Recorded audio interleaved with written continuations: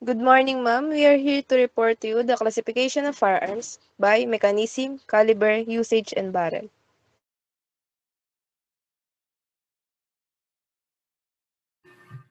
Mechanism.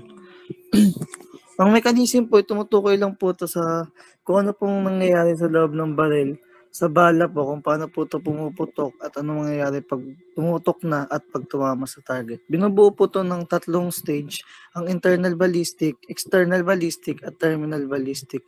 From the word internal, ito po yung nangyayari sa loob kung paano po nag-ignite yung bala. At sa external naman po, pag lumabas na po yung bala, kung gaano kabilis po yung bala. At sa terminal ballistic naman po, ano pong mangyayari sa impact at damage dun po sa target. Next.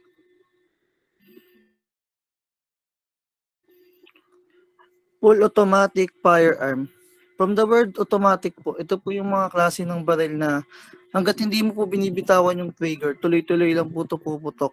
At hanggat hindi po nauubos yung bala, ay puputok at puputok pa rin po ito.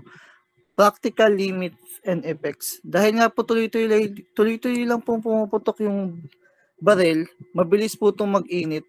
Kaya po nagkakos po ito minsan ng failures.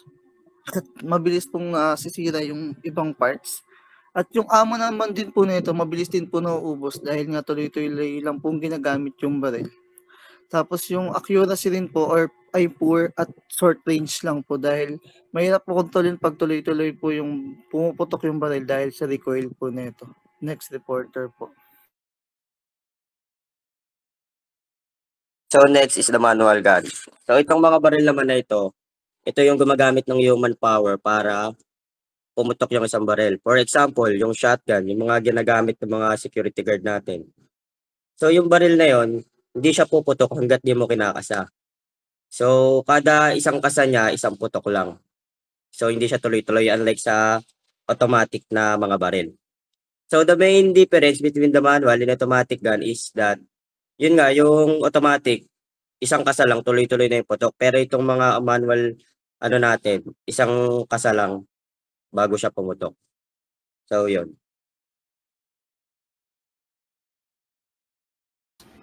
Yung caliber naman po, yun siya, yung fancy word lang ng diameter of a gun's barrel. Kung saan na malalaman mo kung ano yung bullet size na kailangan. Tapos yung measurement niya dun sa loob ng barrel, kung saan merong spiraling grooves called rifling.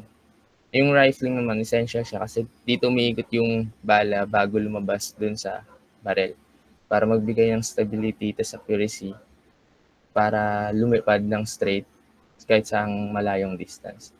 Yung caliber express siya sa mga decimal inches like 0.30 caliber or millimeter like 9 mm. Kasi ito yung mga critical number na kailangan pag pumipili ng barrel para sa correct tapos safe ammunition ng firearm.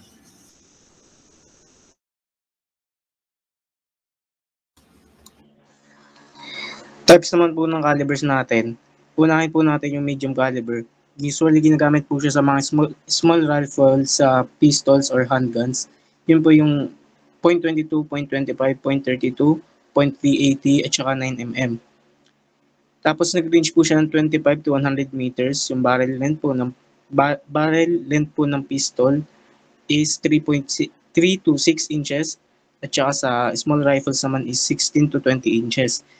Sa medium calibers naman po, ginagamit po siya sa rifles at saka sa carbines. 5.56 mm at saka 7.62 mm naman po yung example ng ating medium. At mas malakas po siya at mas malayo yung range niya na umaabot ng 300 to 800 meters. Tapos yung barrel length naman po niya is 16 to 24 inches. Sa large caliber naman po, ginagamit po siya sa heavy rifles at saka sa machine guns. 50 BMG or 12.7 mm and 14.5 mm naman po sa large calibers. Yung barrel length niya po is 29 to 36 mm at saka yung length yung meters niya po is 1,000 to 2,000 meters. Next.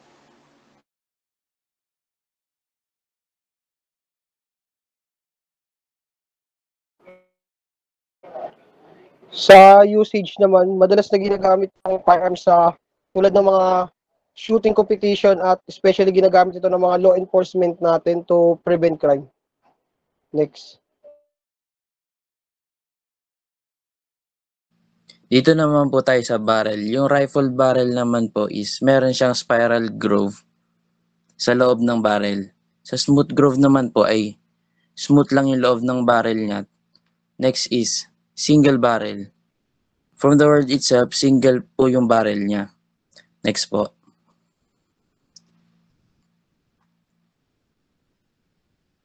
Dito naman po sa double barrel, which is meron po siyang dalawang barrel na nakaposition vertically at horizontally. Sa multiple barrel naman po is meron po siyang marami po siyang barrel gaya ng Gatling gun. Dito naman po tayo sa short barrel, which is maiksi lang po yung barrel niya. Next po. Next naman po is yung long barrel na may mahaba po siyang barrel gaya ng mga rifle. Sa combo barrel naman po is combination po siya ng rifle barrel at smooth bore barrel. Yun lang po. Next.